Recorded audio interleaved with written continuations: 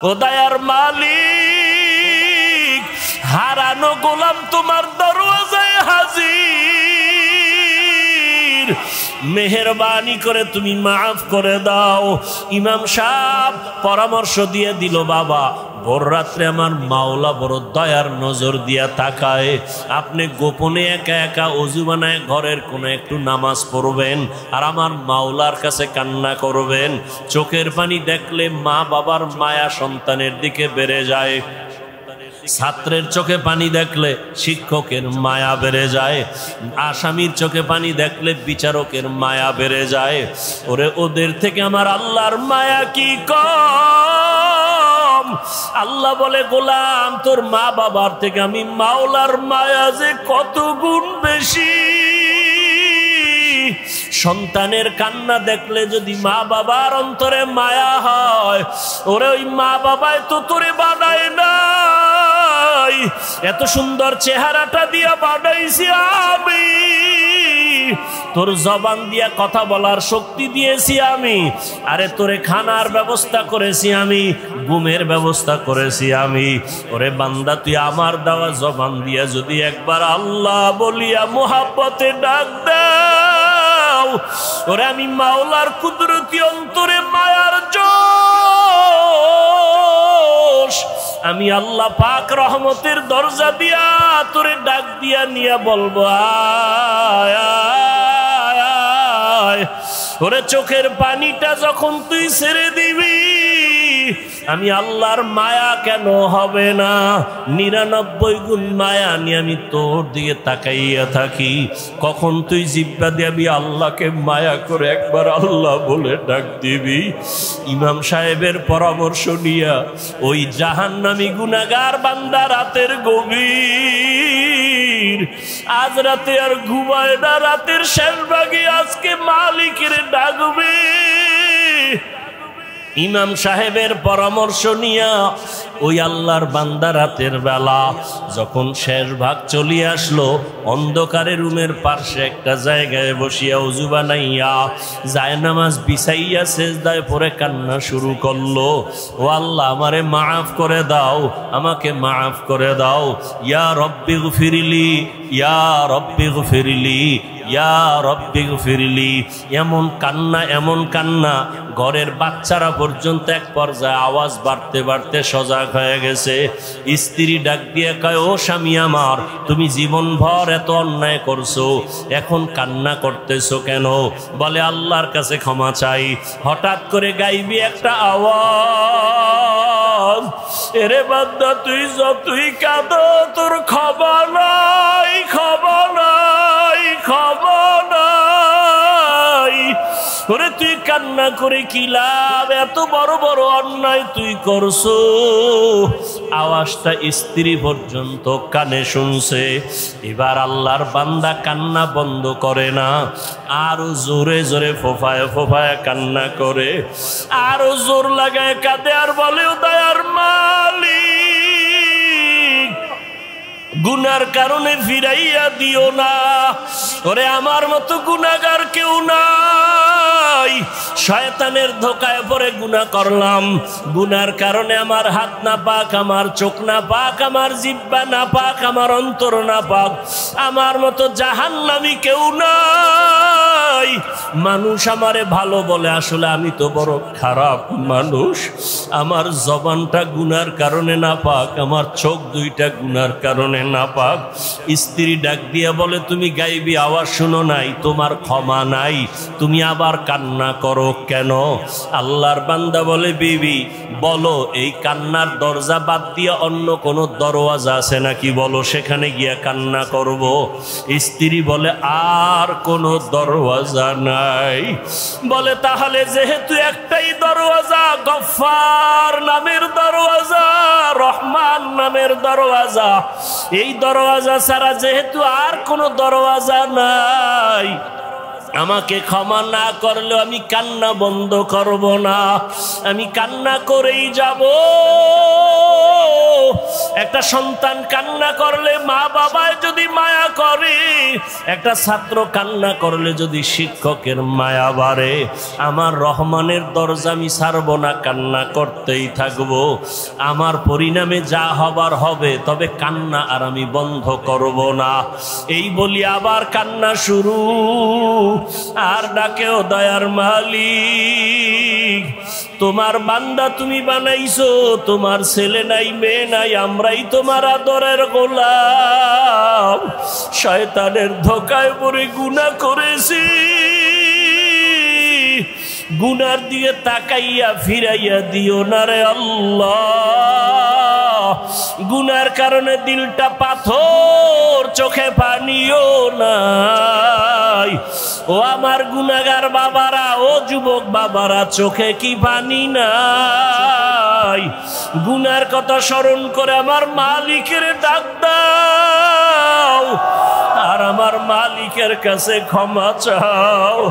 ওরে আজকে রাত্রে তুমি এখানে আসো, কালকে কোথায় থাকবা জানা নাই। আল্লাহর বান্দা কান্না বন্ধ করে না, কান্না চালু রাখছে। এমন কান্নার এক পর্যায়ে হঠাৎ করে আবার গাইবি আওয়াজ, আল্লাহর পক্ষ থেকে আওয়াজ আসতেছে, ও বান্দার কাঁদিস না, তোর জীবনের গুনাহ মাফ, ওরে তোকে মাফ করে দেওয়া হয়েছে, আর কাঁদিস না। বান্দা আবার কান্না শুরু করলো, বলে এতক্ষণ কান্না করেছি ভয়ে, আযাবের ভয়, এখন কাঁদি আমার মালিকের মুহাব্বত। যত কান্না করব তত মালিকের মায়া বেড়ে যাবে। আমার মাওলা আমার দিকে মায়ার নজরে তাকাইবেন, এই জন্য আমি বেশি বেশি কান্না করতেছি। ও আল্লাহর বান্দারা, দুনিয়ার রং তামাশায় পড়িয়া তো গুনাহ কম করো নাই। মনে চাইছে দাড়ি কাটবা, কেটে ফেলেছো, কেউ বাধা দিছে মানো নাই। মনে চাইছে নামাজ পড়বা না, কেউ বুঝাইছে নামাজ পড়ো নাই। মনে চাইছে সারা রাত মোবাইলে গুনাহ করবা, কারো বাধা মানো নাই। মনে চাইছে পার্কে ঘুরবা, পার্কে দৌড়াইছো, কারো বাধা মানো নাই।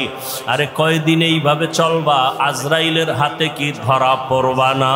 ওরে ঘুমের মধ্যেও তো কত মানুষ মরিয়া যায়, পানির তো ভেতরে কত মানুষ ডুবিয়া যায়, গাড়ির নিচে পড়িয়া কত মানুষ মরিয়া যায়। ওরে কয়েকদিন আগে বিমানে আগুন লাগিয়া কত প্রাণ চলিয়া গেল। ও আল্লাহর বান্দা, ঘুমের ঘরে কত অসুস্থ হঠাৎ মানুষ, ভালো মানুষ অসুস্থ হইয়া মরিয়া যায়। এখনো কি গুনাহ ছাড়বা না? তওবা করো, অন্তরটাকে দিয়ে আমার মালিকের ডাক দাও মনে মনে, আর বলো, হে আল্লাহ, এই মজলিসের মধ্যে আমার মতো গুনাহগার বোধহয় কেউ নাই। আমার গুনার খবর আমার মা জানে না, ভাই জানে না, স্ত্রী জানে না, সন্তানেরা জানে না। ও আল্লাহ, কত গুনাহ করেছি, আজকে থেকে তওবা করতেছি, আর গুনাহ করব না। দুনিয়ার সূর্যের গরম সইতে পারি না, বেতের বাড়ি সইতে পারি না, মশার কামড় সহ্য করতে পারি না। গুনাহ নিয়ে কবরে গেলে জাহান্নামের গরম কেমন করে সহ্য করব, হাসরের ময়দানের গরম কেমন করে সহ্য করব, সাপের কামড় কেমন করে সহ্য করব। ও আল্লাহ, তওবা করতেছি, আর নামাজ ছাড়ব না, আর দাড়ি কাটবো না, আর বেপরদায় চলবো না। মা বাবার দোয়া নিয়া, শিক্ষকের দোয়া নিয়া, উলামায়ে আহলে হকের পরামর্শ নিয়া, নবীজির আদর্শ মেনে চলবো। আল্লাহ আমাদের খাঁটি তওবাওয়ালা জীবন দান করেন। পাবো না, এই চেয়ার পাওয়ার লোভে অনেকে আল্লাহকে মাঝে মাঝে মানে, মাঝে মাঝে মানে না। নবীজির তরিকা মাঝে মাঝে মানে, মাঝে মাঝে ছেড়ে দেয়। কেন? চেয়ার ঠিক রাখার জন্য। আর একটা লোভ হলো টাকা পাওয়ার লোভ। যদি আমি রসুলের আদর্শ মতোই পরিপূর্ণ চলি, তাহলে আমার হাদিয়া, আমার টাকা পয়সা অর্জন হবে না। এই টাকার পাওয়ার আশায় করে অনেকে রসুলের আদর্শ মাঝে মাঝে মনের চাহিদা অনুযায়ী মানে, মাঝে মাঝে ছেড়ে দেয়। আর একটা হলো যৌবনের লোভ। এই ক্ষমতার লোভে পড়িয়া বহু আল্লাহর বান্দারা আল্লাহর থেকে দূরে, টাকার লোভে পড়িয়া বহু আল্লাহর বান্দা বান্দি আল্লাহর রাস্তা থেকে দূরে, যৌবনের লোভে পড়িয়া বহু আল্লাহর বান্দা বান্দি দুনিয়ার পেছনে পাগলের মতো দৌড়ায়। এজন্য সব জায়গায় কথাটা বলি, বাংলাদেশে একটা জেলার নাম আছে গোপালগঞ্জ, আসেনি? ওই জেলার মধ্যে একটা থানার নাম আছে টুঙ্গিপাড়া, শুনছেননি? ওই টুঙ্গিপাড়ার মধ্যে দুনিয়াদারেরা জানে এক নেতা আছে, আমরা উলামায়ে কেরাম আখিরাতওয়ালারা জানি আখিরাতের এক বাদশা আছে ওখানে, ওলিয়ে কামেল মুর্শিদে মোকাম্মেল, জবরদস্ত আলেম, যেমন তেমন আলেম না, আলেম কুল শিরোমণি, হাজারো লাখো আলেমের ওস্তাদ, এবং দুনিয়ার লাইনে বড় একজন রাজনীতিবিদ নেতা, পাওয়ারফুল, ওলিয়ে কামেল মুর্শিদে মোকাম্মেল, হযরতুল আল্লাম শামসুল হক ফরিদপুরি রহমাতুল্লাহ আলাইহি।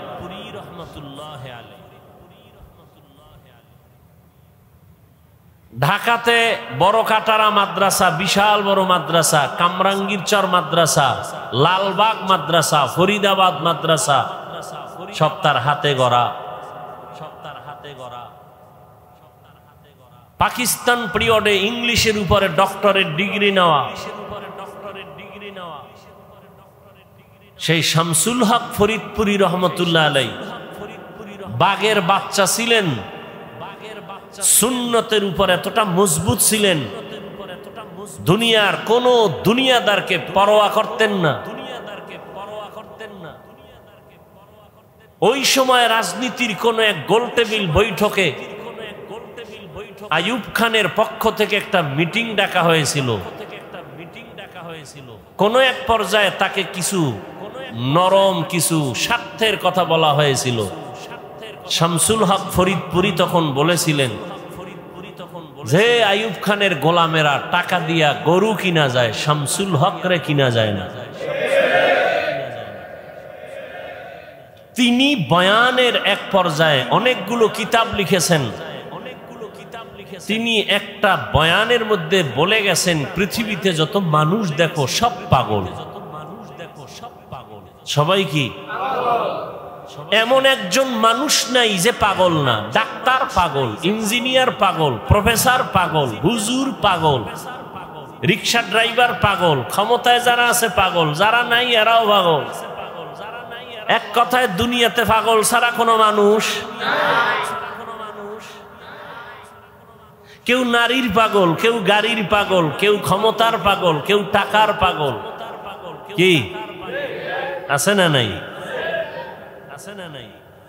দিন রাত নাই, পাগলের মতো দৌড়াচ্ছে, বিদেশ যায়। মা মারা গেছে বাদ দাও, বাপ মারা গেছে বাদ দাও, বিদেশের চাকরি ছাড়া যাবে না। কিসের পাগল? টাকার পাগল, ক্ষমতার পাগল। নামাজে দাঁড়াইয়াও ক্ষমতা, ঘুমের মধ্যে ক্ষমতা, ঘুমের থেকে উঠার পরে ক্ষমতা। যারা যেই জিনিসের পাগল তারা 24 ঘন্টা সেই জিনিস নিয়ে জিকির করে আর ফিকির করে। যে নারীর পাগল তার 24 ঘন্টা জিকির আর ফিকির। বলেন না কেন? যারা গাড়ির পাগল তারা 24 ঘন্টা জিকির আর ফিকির। যারা বাড়ির পাগল 24 ঘন্টা জিকির আর ফিকির। ঢাকাতে বাড়ি আছে এরপরও জিকির ফিকির, চট্টগ্রামে বাড়ি দরকার, আবার জিকির, কানাডায় করব, সিঙ্গাপুরে করব, কক্সবাজারে বাড়ি করব। এর কি কিসের পাগল? যে নারীর পাগল তার 24 ঘন্টা ফিকির নারী। যে ক্ষমতার পাগল তার 24 ঘন্টা ফিকির কি? ক্ষমতা। তাহলে দুনিয়ার সবাই পাগল। কেউ ক্ষমতার পাগল, কেউ নারীর পাগল, কেউ টাকার পাগল। এই সব পাগলের মধ্যে একদল উত্তম পাগল আছে। এরা টাকার পাগল না, বাড়ির পাগল না, গাড়ির পাগল না, ক্ষমতার পাগল না, এরা আল্লাহকে পাওয়ার পাগল। কাকে পাওয়ার? যে ক্ষমতার পাগল সে কি চায়? ক্ষমতা। যে নারীর পাগল সে কি চায়? যে টাকার পাগল সে কি চায়? টাকার পাগল এমন হওয়া হইছে বাবার পকেট মারে, মায়ের মারে, এক পর্যায়ে টাকার জন্য মাকে মাইর দেয়, বাবারে জবাই করে। কিসের পাগল? ও কি চায়? টাকা চায়। বাপ সামনে বাধা, বাবারে মারো। আমার দরকার টাকা, মা বাধা হইছে, মাকে মেরে ফেলো। আমার দরকার টাকা, দোকানওয়ালাকে মেরে ফেলো। টাকার পাগল। নারীর পাগল যারা, এরা বলে মা ছাড়বো, বাপ ছাড়বো, আমার নারী ছাড়বো না।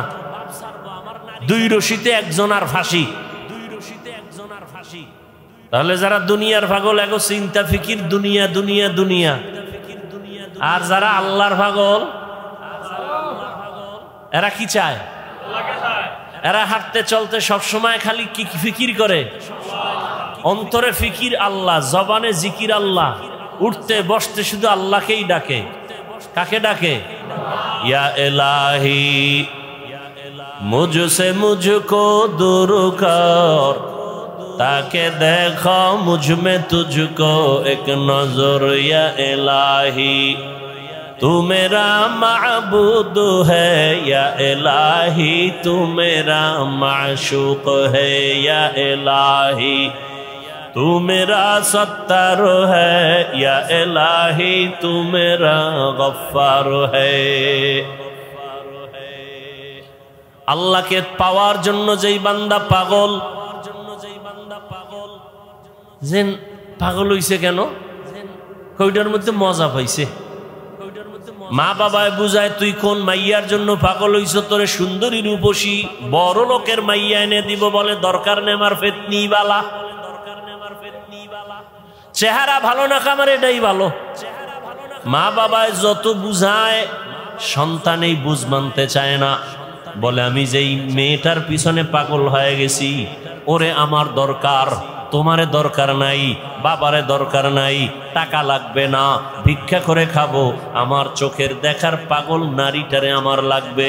তোমরা যতই বলো কালো, তা আমার কাছে এটাই কি ভালো। এখন যত বুঝায় সে বুঝতে চায় না।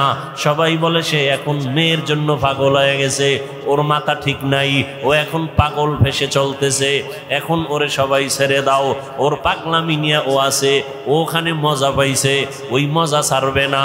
টাকার পেছনে যারা ঘুরে দৌড়ায়, হাজারবার বুঝানোর পরেও বলে হারাম খাবি না, এরপরও হারামের ভিতরে মজা। কুকুরের যতই বুঝাও পায়খানা খাওয়া ভালো না, তোর জন্য ফ্যান আছে, ভাতের মার আছে, তোর জন্য খানা আছে আলাদা, বাথরুমে গিয়া পায়খানা খাইও না। কুকুরের যত বুঝাবে পায় না, আমার ওটাই মজা বেশি। কথা ঠিক নেই? এরে নবীর উম্মত যারা আমার আল্লাহ পাকের আশিক, ওরা গবেষণা করতে করতে, ফিকির করতে করতে চিন্তা করলো, আমার মা আমার বাবা আমার আসল কেউ না, একমাত্র আমার আসল কে? রিজিকের মালিক আমার আল্লাহ, হায়াতের মালিক আমার আল্লাহ, ইজ্জতের মালিক আমার আল্লাহ, আমাকে সুস্থ রাখার মালিক কে? আল্লাহ, সম্মান দেওয়ার মালিক আল্লাহ, ইজ্জত নেওয়ারও মালিক কে? চেয়ারে বসাইয়া দেয় কে? এই চেয়ার থেকে নামায়া দেয় কে? সব কিছুর মূলে আমার আল্লাহ। আমি যদি ঘুমায় যাই, ঘুম থেকে যদি না উঠি, আমার আল্লাহ যদি না উঠতে পারবো না, আমাকে ঘুম পাড়ায় দেন কে? আল্লাহ। ঘুম থেকে উঠার সুযোগ কে দেন? আল্লাহ। আল্লাহ যদি কয় না তোর এই শেষ ঘুম, আমার মা বাবায় জীবনে ঘুম থেকে সজাগ করতে আর পারবে না। এই চিন্তা করতে করতে করতে করতে অন্তরের মধ্যে একটা মজার ঘেরান আসতে থাকে। আসলে আমার মা আপন না, বাবা আপন না, ভাই আপন না, টাকা আপন না, মাল আমার আপন না, একমাত্র আমার ইহকাল পরকালে আমার ভালোর জন্য সর্বক্ষেত্রে আমার একমাত্র আপন কে? এই বুঝটা যখন এসে যায়, তখন দুনিয়ার সবাই যদি বলে নামাজ ছাড়িয়া দে, দাড়ি কেটে ফেল, ওই বান্দা বলে চাকরি ছাড়বো তারপরও দাড়ি কাটবো না। ইয়া ইলাহি মুঝসে মুঝকো दूर कर, ताके देखो मुझ में तुझको एक नजर। या इलाही तू मेरा माबूद है, या इलाही तू मेरा माशूक है। আবু জাহাল নবীরে দেখছে না 13টা বছর, যেই রহমতের নবীকে এক নজর দেখলে জাহান্নামের আগুনটা হারাম হয়ে যায়। কেমন মায়ার নবী আমার, যেই রহমতের নবীকে দেখা মাত্র পেটের ক্ষুধা থাকে না। কেমন মায়ার নবী আমার, যেই রহমতের নবী যেখানে কদম রাখেন ওখান থেকে মিশকের ঘেরান। যেই রহমতের নবী আমার, শরীর মুবারক থেকে মিশকের ঘেরান, নবীজির ঘাম থেকে মিশকের ঘেরান। কেমন মায়ার নবী আমার, যেই নবীকে এক নজর দেখার জন্য গর্তের পিপিলিকা পাগল, নবীকে এক নজর দেখার জন্য নদীর সমুদ্রের মাছ বড় আফসুস করে, রহমতের নবীকে এক নজর দেখার জন্য জঙ্গলের প্রাণীরা পাগল হয়ে আছে। ওই নবীকে একটা নজর দেখবে, জাহান্নামের আগুন হারাম হয়ে যাবে। কিন্তু কপাল বড় খারাপ, 13 বছর পর্যন্ত ওই নবীকে পাশে বসে দেখলো, বয়ান শুনলো, এরপরও একবারও কালেমা নসিব হলো না, কালেমা পড়লো না। কে? আবু জাহাল। কারণটা কি? ওর কপাল বড় খারাপ, ও এখন পর্যন্ত আর দুনিয়ার লোককে কন্ট্রোল করতে পারে নাই। আর অপরদিকে 27 বছরের যুবক তরবারি নিয়ে দৌড়ায় আমার নবীকে জবাই করার জন্য। রহমতের নবীকে জবাই করতে গিয়া একটা নজর চেহারা দেখা তরবারি ফালাইয়া ডাক দিয়া বলে, রহমতের নবী দয়া করে কালেমা রশি আমার গলায় লাগায় দেয়। 13 বছর নবীরে দেখিয়াও কালেমা পড়ে না, বরং বিরোধিতা। আর 27 বছরের যুবক নবীজিকে মারতে গিয়া, জবাই করতে গিয়া কালেমার মালা গলায় পড়ছে। কে? কে? এর নাম হেদায়াত, এর নাম কফাল, এর নাম কফাল। এরে আল্লাহর বান্দারা, দুনিয়াতে কে পাঠাইছেন আমাদের? আমরা জোর করে আসতে পারছি? হ্যাঁ, আমরা জোর করে কেউ আসতে পারি নাই। দয়া করে আল্লাহ আমাদের পাঠাইছেন। আল্লাহ যদি না পাঠাইতেন আসার কোনো সুযোগ ছিল না। আল্লাহ দয়া করে পাঠাইছেন। কেন? বলে আমার ইবাদত করার জন্য। তোমার কাজ একটা, শুধু আমার ইবাদত। তবে ইবাদতটা দুনিয়ার মধ্যে থাকিয়া করবা, জঙ্গলে গিয়া না। সংসারও করবা, ব্যবসা করবা, চাকরি করবা, এর মাঝে দিয়া জবান দিয়া আমার আল্লাহরে ডাকবা। নামাজের সময় নামাজও পড়বা, মা বাবার হকও আদায় করবা, স্ত্রীর হকও আদায় করবা, সন্তানের হকও আদায় করবা, প্রতিবেশীর হক আদায় করবা, ভাইয়ের হক আদায় করবা, বোনের হক আদায় করবা, তোমার বাবার হক আদায় করবা, মুরব্বির হক আদায় করবা। এর মধ্য দিয়া তুমি আমার হকও আদায় করবা। সব ঠিক রাইখা যখন তুমি আমি আল্লাহকে আল্লাহ বলে ডাক দিবা, তোমার ওজনটা অনেক বেড়ে যাবে। আমি আল্লাহ দুনিয়ায় পাঠাইলাম, দুনিয়ার কাজের মাঝখান দিয়া আল্লাহর ইবাদত করবা, এই কাজের জন্য আমি পাঠাইলাম। দুনিয়া ছাড়া এই ইবাদত আলাদা জায়গায় করা যাবে না। দুনিয়াতেই দিলাম আমি ইবাদত করার জন্য। এখন ইবাদতটা করা মাত্র তুমি চলে আসো। তোমার থাকার জায়গা দুনিয়া না, তোমার ঘুমানোর জায়গা দুনিয়া না, আরামের জায়গা দুনিয়া না। আমি আল্লাহ তোমার চির শান্তির জন্য আরামের ঘর বানায় রাখছি, জান্নাত। বেহেশত আযাকে আযারে নবাশত, কাছে রাবা কাছে কারে নবাশত।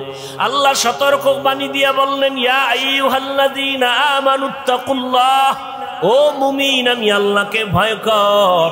ওয়াল তানজুর নাফসুম মা কদ্দামাত লিগাদিন ওয়াত্তাকুল্লাহ। সামনে তোমার একটা জীবন আছে, ওই জীবন তোমার আসল জীবন। দুনিয়ার জীবনের তোমার কোনো মূল্য নাই, 1 ঘন্টার গ্যারান্টি নাই, 1 সেকেন্ডের কোনো ভরসা নাই। ওরে আল্লাহর বান্দা, তোমার আসল জীবন হলো চক্ষু বন্ধ হওয়ার পরের জীবন। ওই জীবনটা তোমার আসল জীবন, ওই জীবন তোমার অনন্তকালের জন্য। সম্বল সঞ্চয় করছো কিনা ভালো করে নজর নাও। ওয়াত্তাকুল্লাহ, আমি আল্লাহকে ভয় করো। বারবার আল্লাহ ভয় করার কথা কেন বলেন? আল্লাহকে ভয় না করলে মানুষ অন্যায় থেকে দূরে থাকবে না।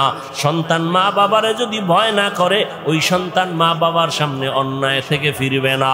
ছাত্র যদি শিক্ষকের ভয় না করে, ওই ছাত্র অন্যায় থেকে ফিরবে না। বিচারকরে যদি আসামি ভয় না করে, ওই আসামি কখনো বিচারকের সামনে অন্যায় করার থেকে ফিরবে না।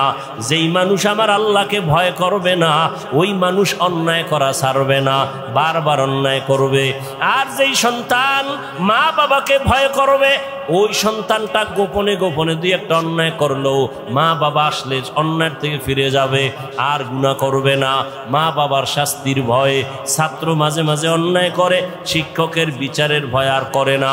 ঠিক এই বান্দা, আমার আল্লাহর ভয় যখন অন্তরে আসবে, তখন জীবন দিবে, আল্লাহর বিরুদ্ধে কোনো কাজ করবে না।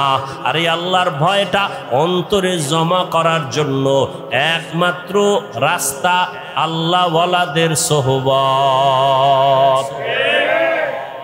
আল্লাহওয়ালা যারা, আল্লাহর ওলি, এদের নেক নজর, এদের দোয়া, এদের পরামর্শ। কারণ কিয়ামত পর্যন্ত আর এক সেকেন্ডের জন্য জমিনে নবীজি আসবেন? কালেমার দাওয়াত দিতে নবী আসবেন? চট্টগ্রামে নবীজি আইসা কালেমার দাওয়াত দিবেন?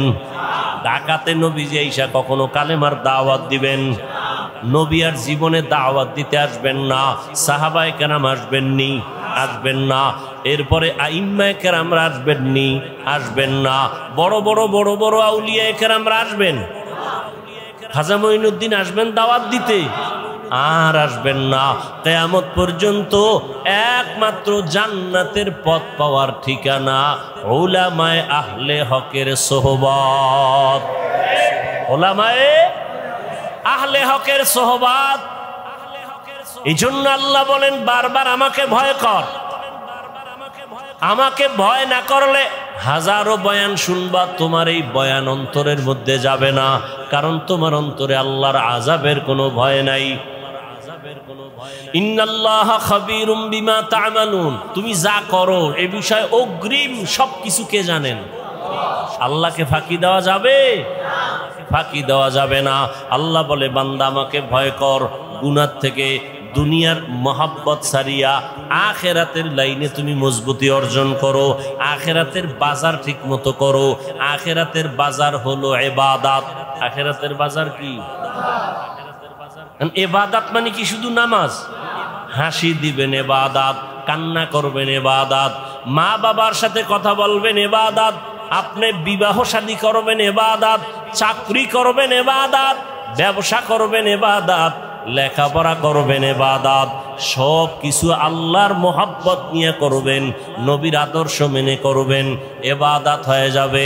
বাথরুমে গিয়ে বসে থাকবেন, সেটাও আপনার ইবাদত হিসাবে পরিণত হবে যদি আল্লাহর মোহাব্বত, রসুলের আদর্শ অনুযায়ী বাথরুম করেন। আল্লাহর মোহাব্বত আর কার আদর্শ? আর কারো আদর্শ মানা যাবে না। সব আদর্শ ভেজাল। নির্ভেজাল আদর্শ মদিনার রসুলের। দুনিয়ার সব আদর্শ নাপাক। সব আদর্শ একমাত্র পাক আদর্শ কি? রহমতের নবীর আদর্শই কি পাক। রহমতের নবীর আদর্শ গ্রহণ করার কারণে মক্কার চূড়ান্ত খারাপ মানুষ জান্নাতের অগ্রিম টিকিট হাতে নিয়েছেন। ঠিক না? কয়জন? কয়জন? রসুলের আদর্শের কারণে আল্লাহ জান্নাতের টিকিট তাদের হাতে দিয়েছেন। তারা মরিয়াও অমর, এখনো তাদের নাম যশ খ্যাতি, এত সুনাম। সমস্ত সাহাবায়ে কেরামদের নাম শুনিয়া মানুষের দিলের মধ্যে মায়া লাগে। এমন এমন ঘটনা বললে মানুষ চোখের পানি ধরে রাখতে পারে না, কান্না কান্না। তাদের এত সুন্দর আমল, এত সুন্দর এলেম, এত সুন্দর নামাজ, এত সুন্দর তেলাওয়াত, এত সুন্দর তাকওয়া, এত সুন্দর ইখলাস, এরপরেও জান্নাতের টিকিটও হাতে রেডি। এরপরেও কান্না কান্না কান্না, সারাদিন সারা রাত শুধু কান্না। মালিকের দরবারে কেমনে দাঁড়াবো? হ্যাঁ, অন্ধকার কবরে কেমনে একা থাকবো? তাদের সম্মান কমছে? কমে নেই। আচ্ছা, আমাদের বর্তমান হালাত সারা দুনিয়ার অবস্থা বড় খারাপ। এই খারাপের ভিতরে যাদের কাছে রসুলের আদর্শ আছে এদের অবস্থা অনেক সম্মানের, অনেক শান্তির। এদের মতো শান্তিতে সম্মানে আর কেউ নাই। একজন আল্লাহর বান্দা টুপি পরে না, জামা পরে না, পাগড়ি পরে না, দাড়িটা রেখে দিস। এই ভাই তুমি পাগড়ি পরো না, দাড়িটার উপরে মজবুত কেন, দাড়ি ছাড়বো না। পাগড়ি মাঝে মাঝে পরলাম না পরলাম নাই, দাড়ি ছাড়বো না কেন? আমি চিন্তা ভাবনা করে দেখলাম মরার পরে আমার সাথে রসুলের একটা আদর্শ যাবে, সেটা দাড়ি। মরার পরে কোন আদর্শটার সাথে যাবে? দাড়ি। জাহিরি ভাবে দেখা যাবে দাড়ি,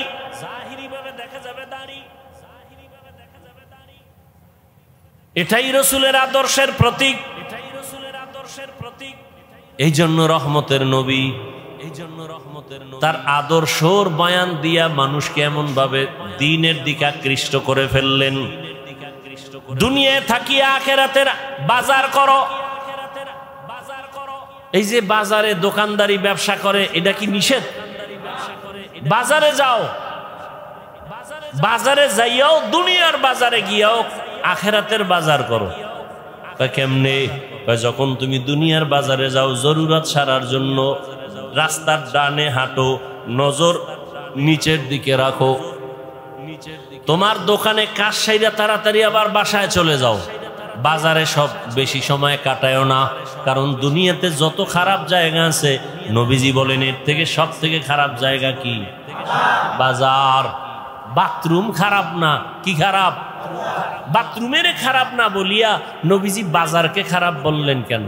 বাথরুমে ওই গুনাহ হয় না, বাজারের মধ্যে যেই পরিমাণ গুনাহ হয়। এজন্য নবী বলেন আর দুনিয়া সিজনুল মুমিন ওয়া জান্নাতুল কাফের। দুনিয়া হলো মুমিনের জন্য জেলখানা, বেঈমানের জন্য শান্তির জায়গা বালাখানা। দুনিয়াতে যত শান্তি বেঈমানেরা করবে, পরকালে ওদের শান্তি নাই। আর মুমিনেরা যত কষ্ট দুনিয়ায় করবে, পরকালে ওদের কোনো কষ্ট নাই। তাহলে দুনিয়া মুমিনের জন্য জেলখানা মানে কি? অশান্তি। অতএব শান্তির দোয়া করার কোনো কায়দা নাই। তবে যদি আখিরাতের লাইনে চলে, আল্লাহ দুনিয়াতেও তাকে বোনাস শান্তি দিবেন। বোনাস কি দিবেন? আপনি টুপি মাথায় দেন না কেন? কয় মাথা গরম হয়ে যায়। যেই গরম।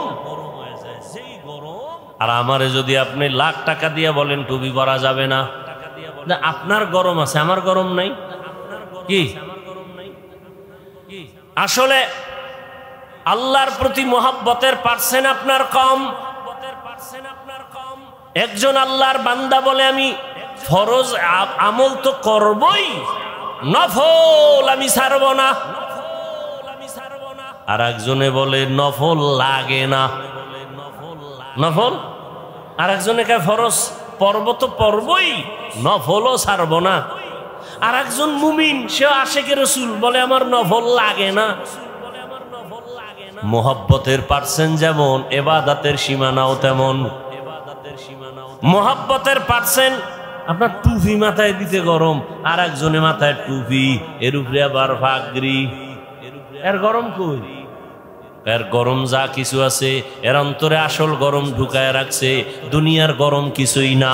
যদি আমি টুপি পাগড়ি ছাড়া চলি, হাসরের ময়দানের গরম তারও কঠিন। হাসরের ময়দানের গরম আরো কঠিন। এই গরম তো কোনো গরমই না। দিনের বেলা সূর্য, রাতের বেলা নাই। এর পরেও কেন এত গরম? সূর্য তো দিনে আসিল, রাত্রে আছে নাই। এরপরও কেন এত গরম?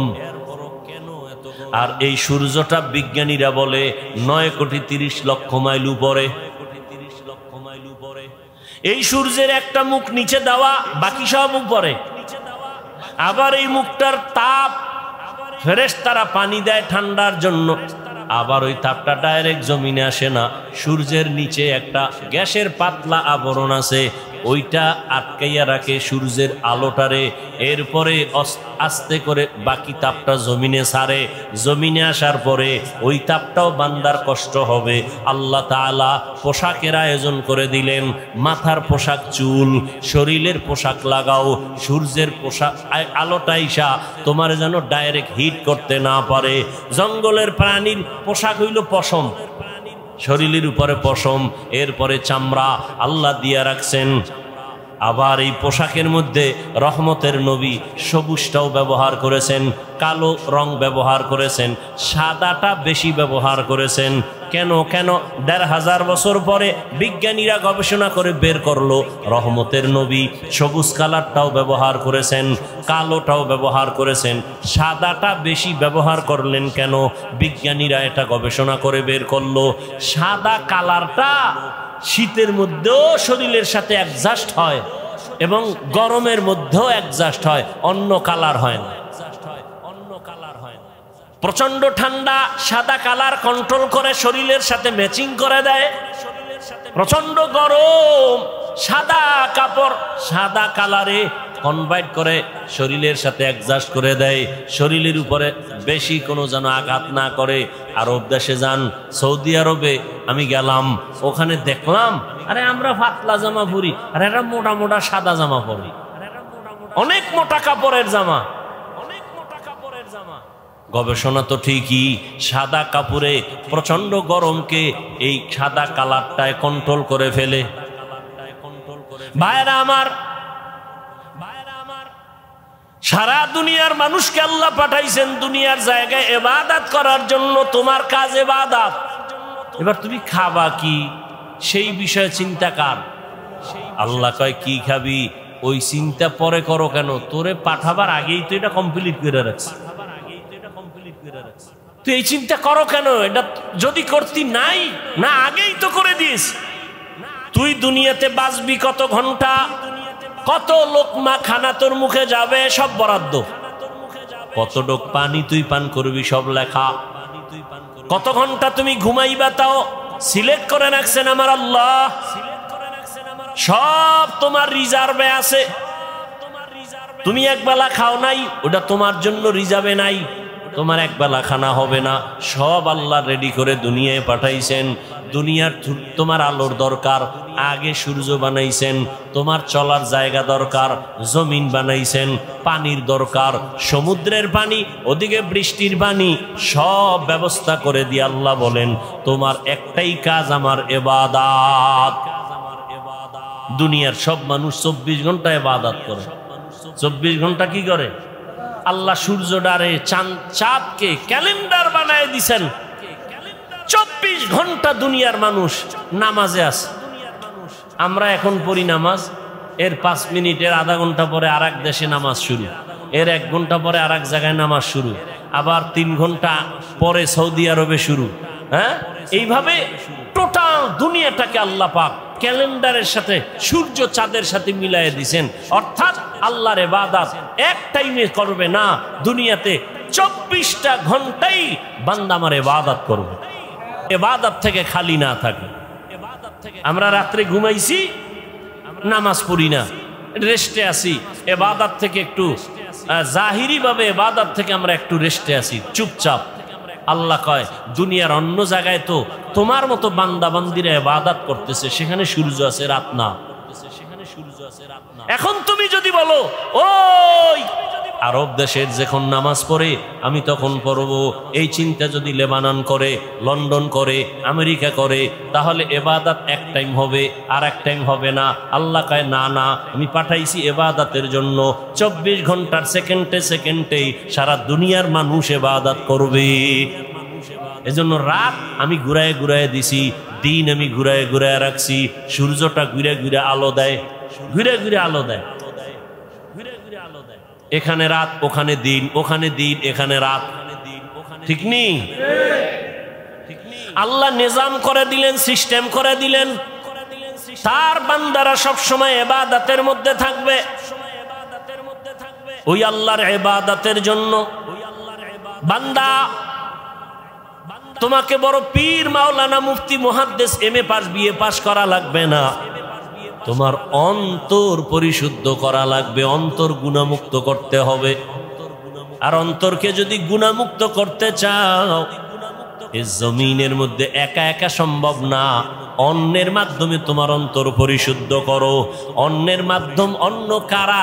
একমাত্র নবীজির আদরের বন্ধু উলামায়ে আহলে হক। সমস্ত উলামায়ে আহলে হক ওয়ারাসাতুল আম্বিয়া, আম্বিয়ায়ে কেরামের ওয়ারিস। আলেম ওলামা ছাড়া আমার রসুলের আর কোনো আপন বন্ধু কেউ নাই। অতএব এদের কথা শুনে আমল করো। নবী বলেন, এদের কথা শুনে যদি চলো, আমি রসুল তোমার উপরে খুশি। আল্লাহ কয়, রসুল যার উপরে খুশি আমি আল্লাহ তার উপরে খুশি, আর আমি আল্লাহ যার উপরে খুশি সে বিনা হিসাবে জান্নাত। আতিনা ফি দারে দুনিয়া না হাসান, আতিনা ফি দারে উকবা না হাসান, ইয়া গিয়াসাল মুস্তাগীসিন ইহদিনা লাফতিখারা বিল উলুমে ওয়াল গিনা। আল্লাহর ইবাদতের জন্য নিজেকে আত্মসমর্পণ করে দাও। আমি যে যত কাজ করব সব আমার আল্লাহর রাজি খুশি অনুযায়ী হতে হবে। ইন্না সালাতি ওয়া নুসুকি ওয়া মাহইয়ায়া ওয়া মামাতি লিল্লাহি রাব্বিল আলামিন। ইব্রাহিম নবী দোয়া করলেন, আমার নামাজ, আমার কুরবানি, আমার বেঁচে থাকা, আমার মরে যাওয়া কার জন্য? আল্লাহর জন্য আমি বেঁচে আছি। আল্লাহর জন্য বেঁচে আছি মানে যতক্ষণ বেঁচে আছি আমি আল্লাহর হুকুম অনুযায়ী চলবো। আমার ব্যবসা বাণিজ্য সব কিছু আমার আল্লাহর জন্য। আমার নামাজ, আমার রোজা, আমার তেলাওয়াত, আমার জিকির, আমার সব ব্যবসা বাণিজ্য কার জন্য? আল্লাহর জন্য। যারা ব্যবসা করবে ওই ব্যবসায়ী বান্দা কোনোদিন কাস্টমারের সাথে মিথ্যা কথা বলবে না। আল্লাহর জন্য যারা ব্যবসা করবে কোনোদিন কাস্টমারকে মাপে কম দিবে না। 2 নাম্বার মালের 1 নাম্বার বলবে না।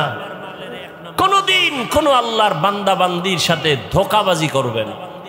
আর এমন ব্যবসায়ীকে রসুল বলেছেন, আমি রসুলের সাথে তুমি জান্নাতে থাকবা। তাহলে আল্লাহ পাক বুঝাইলেন, দুনিয়ার মধ্যে থাকিয়া আখেরাতের বাজার করো। আখেরাতের বাজার যদি করতে চাও, দুনিয়ার রং তামাশায় তোমাকে গ্রাস করে ফেলতে পারে, তবে আমার ভয় অন্তরে জমা রাখো। আমার ভয়টা যদি অন্তরে জমা রাখো, দুনিয়ায় তোমাকে আকৃষ্ট করতে পারবে না। তবে একা একা পারবা না। যাদের মধ্যে আল্লাহর ভয় আছে তাদের সাথে সম্পর্ক লাগায় দাও। আল্লাহর ওলি জমিনে আছে যারা নামাজ ছাড়া 1 সেকেন্ড সময় কাটায় না। নামাজের সময় নামাজ, বাকি টাইম জিকির তেলাওয়াত। এই মানুষগুলোর চেহারার দিয়ে যতক্ষণ তাকাইবা তোমার অন্তরে শুধু আল্লাহর কথাই মনে পড়বে, দুনিয়ার কোনো চিন্তা তোমার অন্তরে থাকবে না। এমন আল্লাহওয়ালাদের নজর লাগাও, তোমার অন্তরটা ধোলাই হয়ে যাবে। আল্লাহওয়ালাদের নজর যখন তোমার ভেতরে আসবে, আল্লাহওয়ালাদের দোয়াও চলতে থাকবে, এক পর্যায়ে দেখবা এখন তোমার নামাজ ভালো লাগে না, তখন তোমার আজান হলে আর ব্যবসা ভালো লাগবে না। এখন তো আজান হয়ে গেছে, দোকানওয়ালা ভাই চলেন নামাজে, একটু পরে যাই, কাস্টমার বিদায় দিয়ে নেই। এখন বিদায় দিতে দিতে জামাত শেষ, এরকম হয় না? কিন্তু আল্লাহওয়ালাদের সাথে যাদের গভীর সম্পর্ক, এদের অবস্থা দিন দিন শুধু পরিবর্তন হয়। এক পর্যায়ে দেখা যায় একটা সুন্দর করে সাইনবোর্ড বানায় লেখছে, নামাজের বিরতি, দোকান বন্ধ। এক সময় কাস্টমারের ঝামেলায় জামাতে যায় না, আর এখন আলাদা সাইনবোর্ড বানাইছে, নামাজের বিরতি, দোকান বন্ধ। এটা আল্লাহওয়ালাদের সোহবতের মাধ্যমে সম্ভব, একা একা সম্ভব নয়। এজন্য আল্লাহওয়ালাদের সোহবত। আল্লাহওয়ালা কারা? বাংলাদেশে তো আল্লাহওয়ালাদের অভাব নাই, তবে সহজ কথা, যার কথা শুনলে, যার কাছে বসলে গুনাহ সারা সহজ হয়, নেক আমল করা সহজ হয়, এমন আল্লাহওয়ালা আসল আল্লাহ। যেই আল্লাহওয়ালাদের নেক নজর লাগলে অন্তরের মধ্যে আমলের আগ্রহ বাড়ে, গুনার আকর্ষণ কমে যায়। আল্লাহওয়ালার সামনে গিয়া বয়ান শুনিয়া চোখের পানি ছেড়ে কাঁদেন, অন্তরে ভয়, যেই ভয়টা এতক্ষণ আসে নাই, আল্লাহওয়ালা খাঁটি আল্লাহওয়ালাদের বয়ান শুনতে গিয়া চোখের পানি যখন পড়া শুরু হয়ে গেল, দিলটা নরম হয়ে গেছে। আল্লাহওয়ালার বয়ান শুনিয়া কেমন যেন এখন আর ব্যবসা ভালো লাগে না, চাকরি ভালো লাগে না, এখন আর দুনিয়াদারি ভালো লাগে না। বান্দার চোখের থেকে পানি বের হয়ে গেল। আল্লাহর কাছে বারবার তওবা করে ক্ষমা চায়, জীবনে কত নামাজ ছাড়লাম, কত বেপরদায় চললাম, কত মিথ্যা কথা বললাম, গালি দিলাম, গীবত শিকায়াত করলাম। আল্লাহর কাছে তওবা করে, আল্লাহ তুমি আমাকে দয়া করে মাফ করে দাও।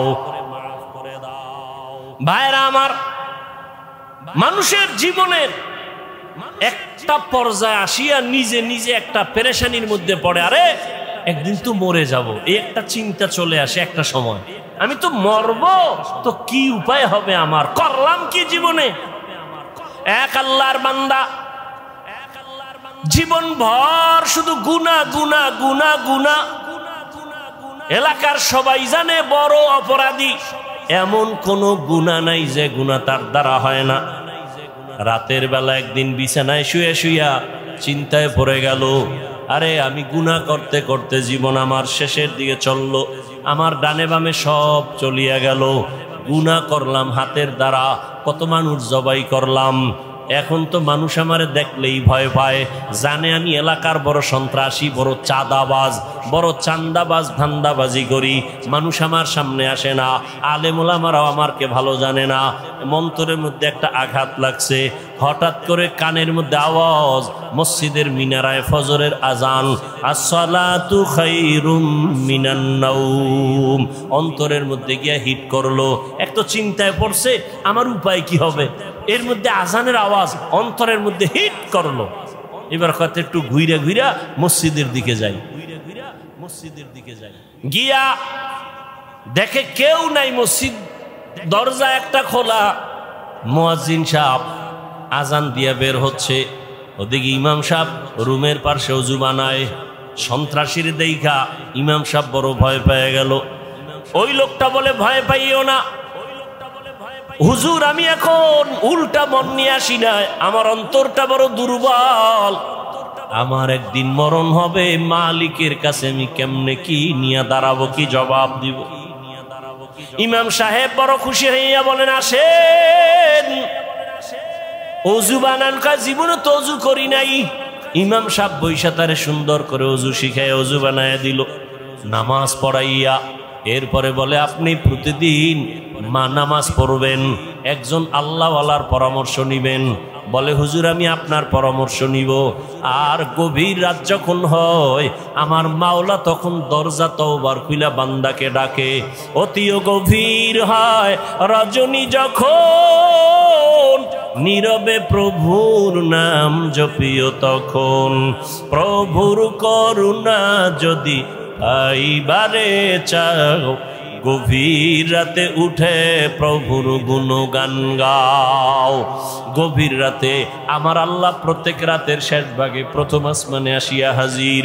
আল্লাহ জোহরে আইসা ডাকে না, আসরে আইসা ডাকে না, ফজরে আইসা ডাকে না, মাগরিবে ডাকে না, এশার সময় ডাকে না, আল্লাহ রাতের শেষ ভাগে প্রথম আসমানে আইসা ডাকে, ও আমার গুনাহগার গোলামেরা কই, শয়তানের ধোকায় পড়ে গুনাহ করেছো, আমি আল্লাহ ক্ষমার দরজা খুইলা ডাকতেছি।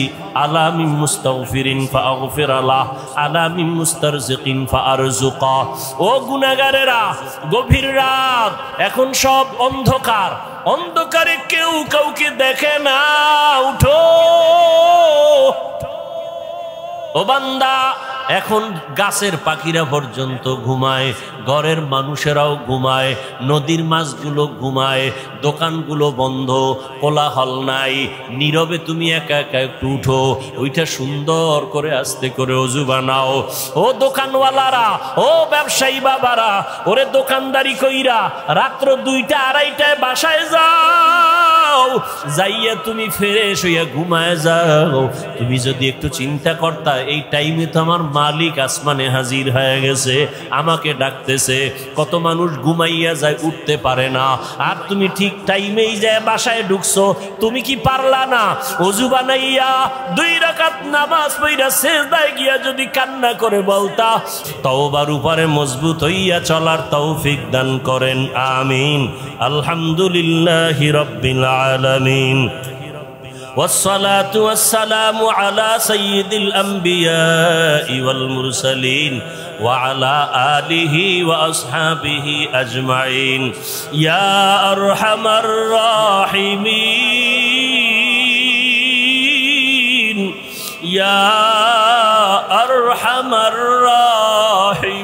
الراحمين يا أرحم الراحمين رب ارحمهما كما ربياني صغيرا رب ارحمهما كما ربياني صغيرا দয়ার মালিক, এত গরমের ভিতরে তাকাইয়া দেখেন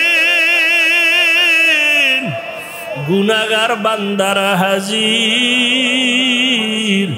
আয় আল্লাহ, আমরা আপনার দরওয়াজায় আসছি, তওবার নিয়ত করেছি, গুনাহ নিয়ে কবরে যাব না, হাসরের ময়দানে দাঁড়াইতে চাই না, সূর্যের গরম সহ্য করতে পারবো না, জাহান্নামের গরম সহ্য করা যাবে না।